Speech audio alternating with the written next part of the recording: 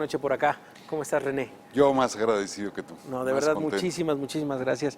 Vimos la entrevista que tuviste esta semana justamente con Andrés Manuel López Obrador en esta mesa muy interesante, tercer grado. Es un viejísimo conocido. Cuando fuiste reportero lo cubriste, lo conoces de hace muchísimos años. Desde el 82, 83. 82, 83, Sí. 35 años. Así es. De decir, mira, este es un tipo que se llama Andrés Manuel López Obrador, a ver hacia dónde. ¿Qué te pareció la actitud de Andrés Manuel López Obrador esta semana? ¿Cuál de todas? No, El tenerlo cerca, en la percepción, tal vez en la plática fuera del aire, en el comentario tal vez. No, lo veo contento, naturalmente contento. Me preocupa, lo comentaba en la pausa, que está llevando una suerte de debate no afortunado, porque está siendo muy de tabla rasa y sin matices. Entonces es muy difícil establecer posturas, si todo es sí o si es no. Entonces, por ejemplo, le comentaba yo en esta entrevista que a mí no me suena mal el Tren Maya en el tramo correspondiente a la Riviera Maya, y que creo que ese podría ser un primer desarrollo, una primera fase, y ver si después pudiera comprender la parte que corresponde de Chiapas, la parte que corresponde de Campeche y de Tabasco. Pero si todo es sin información plena del proyecto, es muy difícil decir sí o decir incluso no. Pero la postura en la que uno se coloque ya no da margen al matiz. Uno está en contra o está a favor del Tren Maya. Uno está en contra o está a favor de la Guardia Nacional. ¿Alguna vez López Obrador fue distinto? ¿Fue un hombre de matices? A ver, yo creo que es un hombre tenaz.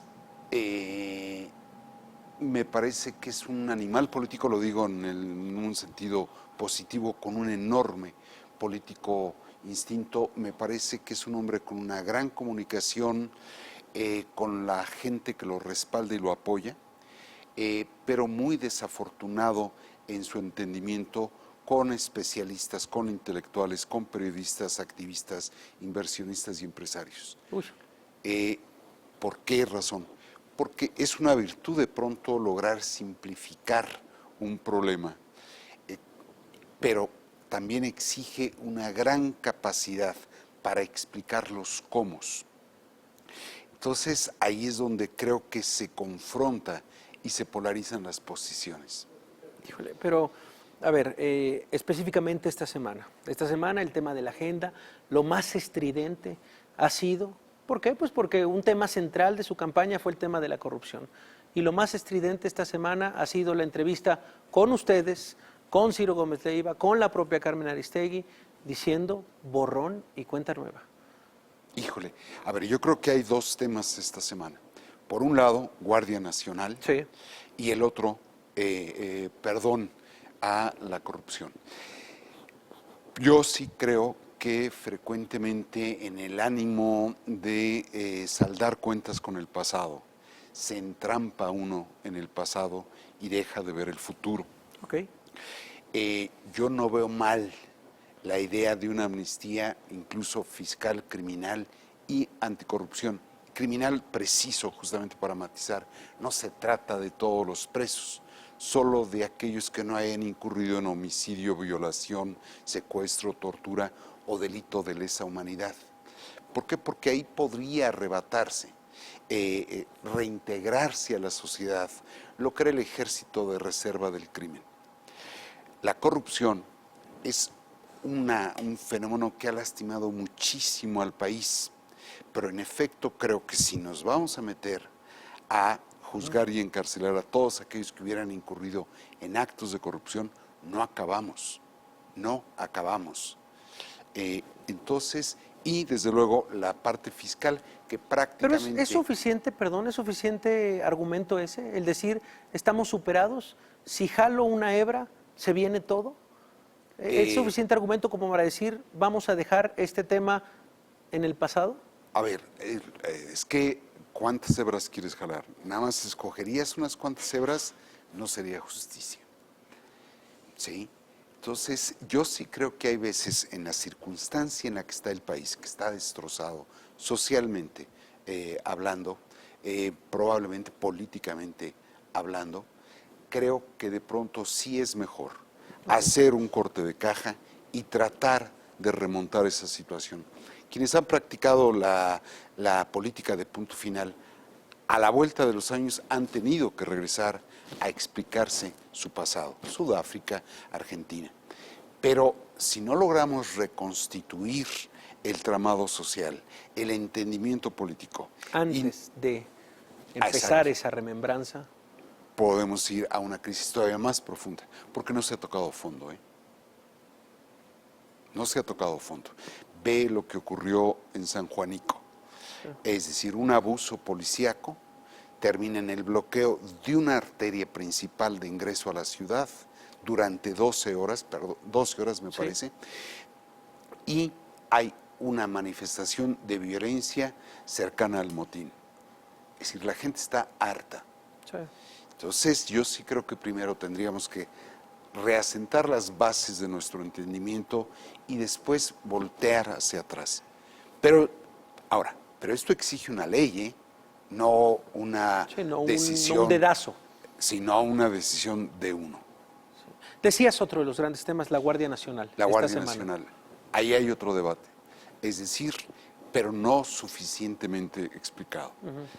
Estamos viendo el juicio, tú lo acabas de informar, de el Chapo Guzmán. Es el juicio de Joaquín Guzmán Loaera, pero es la condena del régimen político mexicano. Es decir, más allá de que sean verdades o no, sí es verosímil que altos funcionarios hablan del secretario de Seguridad Sí, de haber recibido dinero del crimen. Eso se está ventilando afuera. Eso habla del grado de descomposición de las policías. Y vemos cómo frecuentemente las policías terminamos nosotros subsidiando al crimen, porque les ponemos patrullas, les ponemos sistemas de comunicación, les ponemos armamento, creyendo que son policías, trabajan para el crimen. En esa circunstancia estamos. ¿Qué hacemos? ¿Seguir con esas policías o integrar una Guardia Nacional? Ahora, el punto es que en esta manía a la cual no escapa el propio Andrés Manuel López Obrador, pero que es una manía política persistente en nuestro sistema, se va a llevar a rango constitucional. ¿Es conveniente llevarla a ese punto sin un límite? Es que la Guardia... Es ahí el tema de los matices. Es ahí. Es ahí. Es ahí donde tenemos que ver los grises de esta propuesta. Así, los grises y los blancos, los negros, vamos, pero ese es el punto. Entonces uno puede decir, no, va a militarizar la seguridad pública. ¿Y qué creemos que ha ocurrido todos los últimos 12 años? Ha estado militarizada. Hay derechos, garantías individuales limitadas. ¿Quién circula de noche por una carretera? Nadie. Eso se llama que atenta contra la libertad de tránsito, ¿no? Aquí no ha sido víctima de extorsión, eso atenta contra el derecho a libre trabajo. ¿Cuántos colegas no han sido lastimados por el crimen? Atenta contra la libertad de expresión. Entonces, ¿qué hacemos? Le echamos para atrás la Guardia Nacional y seguimos con policías que no funcionan. Pero como no hay matices, es sí o es no. Y ahí es donde de pronto pasa uno a estar en contra o a favor. Porque no te dan posible. más opciones. Claro. Y era parte de lo que hemos discutido esta semana. ¿Por qué? Bueno, pues porque hemos visto, por lo pronto tengo registrado hoy una nota del diario Reforma de algunas palabras del gobernador de Tamaulipas, Cabeza de Vaca, diciendo no se va a imponer, vamos a seguir trabajando con las policías.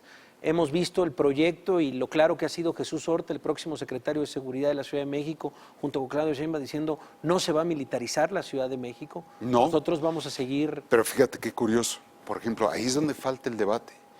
Esas 266 regiones. Sí. Si yo resto los distritos electorales federales de la Ciudad de México y de la zona conurbada de la megalópolis, ahí están los 266. ¿Cuál es el criterio electoral? Claro. Hay 300 distritos, podría haber 300 regiones, pero es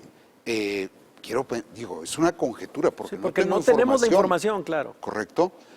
Entonces yo digo, oye, ¿que no será que me descontaron los distritos de la zona metropolitana del Valle de México?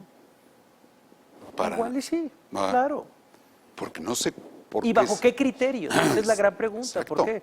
¿Por qué la Ciudad de México, la cual por lo menos el nuevo secretario ha reconocido la presencia de cárteles de las drogas en la Ciudad de México? ¿Por qué son excluidos? ¿O bajo qué criterios? ¿De qué Exacto. forma? Bueno, entonces ahí es donde me viene el apuro, ¿no? Es decir, y está ahí, entonces, a la falta de información, a la falta de matices, vienen posturas encontradas. Y al no entendimiento sigue la polarización. Entonces, yo sí creo que habrá cosas que habrá que hacer. No hay cambios en resistencia, para empezar. Sí. Pero uno quisiera un poco más el matiz, los datos que tú das para participar o no en la propia consulta. Sí, sí. A ver, es que es eso. Al final hemos tenido las entrevistas con distintos secretarios del próximo gabinete, tratando de ver la ruta que llevan, y todos se quedan en esta etapa de transición, en este limbo en el cual dicen, pues todavía no asumimos. A partir del 1 de diciembre veremos. Ahí hay secretarios, curiosamente, que no vienen de la militancia ni de la fundación de Morena, y que están siendo una suerte de amortiguadores, porque ellos procuran matizar, pero a veces, frecuentemente, después de comprometer el matiz, lo borra, con otro dicho, el propio presidente electo. ¿Qué te parece este Consejo Empresarial? También otro de los temas tocados por varios columnistas esta semana. Me resulta interesante. Yo creo que, ya verás tú el sábado, pero Va a escribir eso el sábado. me llama mucho la atención, no necesariamente sobre ese tema en particular, pero inquieta más lo que pueda suceder y espanta menos lo que ha ocurrido. Sí. Maravilloso, sí. Entonces, yo digo, ¿por qué es que 5 empresarios van a participar en esta suerte de consejo? Porque también los organismos empresariales tienen sus fracturas y sus diferencias, ¿eh? Sí. Eso me llama mucho la atención. No lo veo mal, pero yo quisiera un poco más de institucionalidad en las decisiones, ¿no? Cerremos con el tema de algo que escuchábamos en el reportaje en la nota que publicábamos sobre la presencia hoy de Andrés Manuel López Obrador en TV Azteca, que decía de la oposición. Decía, no me hallaría. Sí, no me hallo. No me hallo sin oposición. Es muy interesante eso. Es decir, ¿por qué razón? Todo mundo advierte la falta de contrapesos. Sí. Nada más que esa no es responsabilidad del partido en el gobierno, ¿eh? Cuando uno ve el desastre que traen el PRI, el PAN y el PRD, pues ¿dónde están los instrumentos de participación? ¿Y qué es lo que estamos viendo entonces? Como están ausentes y están viéndose más hacia adentro que hacia afuera, esos partidos están dejando de cubrir, son partidos disfuncionales. Entonces la confrontación se da con factores y actores reales de poder. No hay amortiguamiento. Pero esa no es responsabilidad del partido que ganó, sino de los partidos que perdieron. ¿Es la creación de nuevas oposiciones? Habrá que ver. Es decir, ahora el PRD pateó el bote hasta finales de abril. Sí. Disolvió supuestamente las tribunas, nada más que las elevó a rango de dirección colegiada. Perdón, ¿cuál es la diferencia? Y Marco Cortés ya removió al coordinador parlamentario en el Senado. Bueno, ¿cuándo va a haber una coordinación? parlamentaria que realmente haga oposición. Y bueno, y el PRI es increíble. Es decir, el que constituyó la Secretaría, el que desintegró la Secretaría de Seguridad Pública, ¿qué argumentos va a tener para reponerla o para resistir la reposición de Claro. esta? No hay. Entonces, ese es un apuro, ¿eh? ¿A favor de las consultas? De este tipo de... Porque ya dijo, ya anunció que el 21 de marzo la próxima consulta. Sí, pero ahí estamos de nuevo en lo que estamos platicando. Sí, no. Sí, a favor, no, definitivamente sí a favor de las consultas, sin la perversión de las consultas. Sí. Ok. ¿Por qué? Porque es un instrumento en efectivo, efectivamente de participación en la democracia. Pero si se pervierten en la elaboración de las preguntas, en el instrumentado del entramado de la colocación de mesas, en la contabilidad, los imagínate lo difícil que va a ser hacer el recuento de 10 preguntas. No, va a ser brutal. Entonces, si están organizadas por el Instituto Nacional Electoral sobre la base de modificar la actual ley, que lo que hace es ver cómo dificultamos las consultas, completamente de acuerdo.